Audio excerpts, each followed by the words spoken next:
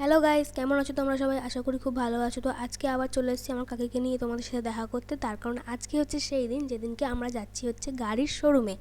তো এখনও রয়েছি আমরা বারুইপুর স্টেশনে। তো ট্রেনের কোনো পাত্তা নেই, তো এর জন্য আমরা দাঁড়িয়ে রয়েছি। তো ট্রেন এলে আমরা যাব। তো দেখো আমরা চলে এসেছি ফাইনালি শোরুমেতে। এটা হচ্ছে শোরুমের বাইরে। তো কাকি একটু রিসেপশনে যারা রয়েছে তাদের সাথে কথা বলছে। তো তারপর আমাদেরকে গিয়ে বললো যে ওপরে বসতে, তো তাই জন্য আমরা ওপরে চলে গিয়েছিলাম। দেখো ওপরের ভিউ থেকে তোমাদের দেখাচ্ছি গাড়িগুলো সাজানো রয়েছে, কি দারুণ লাগছে না দেখতে ওপরে। তো আমার খুব ভালো লাগছিল দেখতে। আর এইটা হচ্ছে গাড়িটা, এই গাড়িটা হচ্ছে আমার কাকারা নিচ্ছে, এর সাদা কালারটা। তো তারপরে কাকা একটুখানি গাড়িটা খুলে দেখছিল, আমাকে দেখাচ্ছিল যে দেখ কেমন গাড়িটা বা ভেতরটা কেমন। তো তারপর আমি দেখছিলাম। তো আগের ওই পার্টে তোমাদেরকে বলেছি যে আমার কাকির একটা গাড়ি কিনছে, তো সেই জন্য ব্যাংকে এসছে। তো আজকে হচ্ছে সেই দিন, মানে কাগজপত্র রেডি করবে বলে সেই জন্য এসছে আজকে।